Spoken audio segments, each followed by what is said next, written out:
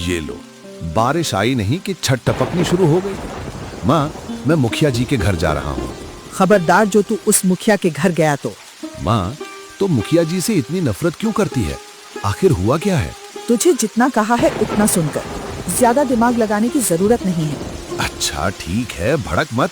मैं तो बस काम के सिलसिले में जा रहा था, अब नहीं जाता। खुश। अब ये बता, तू शादी कब करेगा? फिर से वही बात। माँ, मैं शादी नहीं करूँगा। ये कोई बात हुई भला? सारी उम्र कुंवारा ही रहना है क्या? माँ, शादी कर लूंगा। पता नहीं कैसी लड़की मिलेगी, कहीं उसने घर जोड़ने के बजाय तोड़ना चाहा तो। शादी की उम्र निकलती जा रही है तेरी, अपने बारे में तो सोच।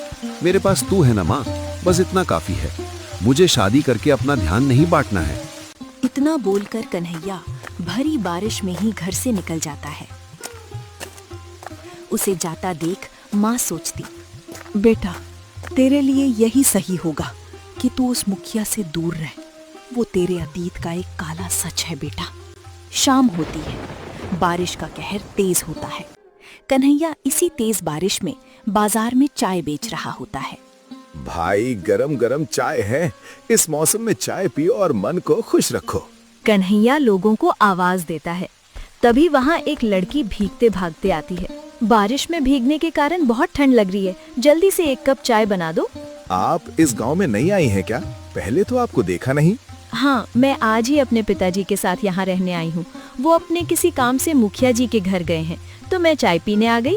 अच्छा, मैं अभी चाय बना देता हूँ। इसके बाद कन्हैया बड़े प्यार से चाय बनाता है और उस लड़की राधा को देता है। राधा चाय पीती और कहती, एक तो बारिश का ठंडा मौसम, ऊपर से गरम गरम चाय, वाह दिन बन गया मेरा तो। लगता है तुम्हें चाय बहुत पसंद है। हाँ, मैं तो चाय की शौकीन हूँ। चाय पिए बिना मेरा तो सर घूमता है, इसीलिए तो चाय की टपरी देखते ही दौड़ी चली आई। ये लड़की कितनी सुंदर। कन्हैया, होश में आ। भूल गया तूने आजीवन कंवारा रहने की कसम खाई है। क्या सोच रहे हैं आप?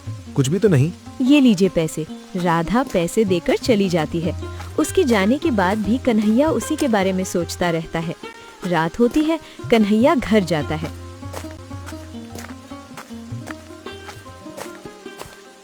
वहाँ मुखिया जी भी आए हुए रहते हैं। अरे मुखिया जी, आप यहाँ?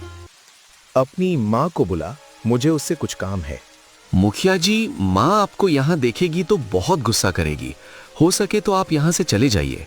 तुझसे जितना कहा गया है उतना कर, ज्यादा दिमाग लगाने की जरूरत नहीं है। मुखिया कन्हैया को बेवजह सुनाने लगता है। तभी वहाँ कन्हैया की माँ आती है। तुम यहाँ क्यों आए हो और तुम्हारी हिम्मत कैसे हुई मेरे बेटे के ऊपर चीखने चिल्लाने की? मैं यहाँ तुमसे झगड़ने नहीं आया हूँ, पैसे देने आया हूँ। पैसे किस बात के? क्यों कन्हैया, तेरी माँ ने अब तक तुझे बताया नहीं? खबरदार मुखिया, मैं तुम्हें चेतावनी दे रही हूँ। मेरे घर की शांति भंग करने का सोचना भी मत। आखिर बात क्या है? आप दोनों मुझसे क्या छुपा रहे हैं? हमें तेरे टुकड़ों में पलने की जरूरत नहीं है। अपने पैसे लेकर निकल यहाँ से। ठीक है, बाद में ये मत कहना कि मैं अपनी जिम्मेदारी से पीछे हट गया। तूने तो अपनी जिम्मेदारी से कई साल पहले ही मुंह मोड़ लिया था, अब तुझसे क्या ही उम्मीद रखूंगी।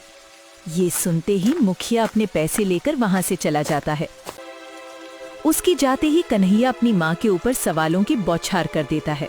माँ, बताना, तो मुझसे क्या छुपा रही है? आखिर हर महीने मुखिया जी हमें पैसे देने क्यों आते हैं और तू उन्हें देखकर इतनी भड़क क्यों जाती है? बेटा, सही समय आने पर मैं तुझे सब बता दूंगी। अभी तू ये सब बातें सोचकर खुद को परेशान मत कर। इतना बोलकर माँ मुंह लटकाए अपने कमरे में चली जाती है। दिन बीतते हैं, बारिश का बहाव भयंकर रूप ले लेता है। इतनी तेज बारिश में कन्हैया अपनी चाय की तफरी पे बैठा होता है। तभी वहाँ दो आदमी आते हैं।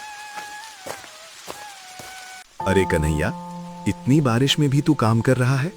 इस मौसम में तो लोग घर में बैठकर आराम करते हैं। आराम करूंगा तो कमाऊंगा क्या?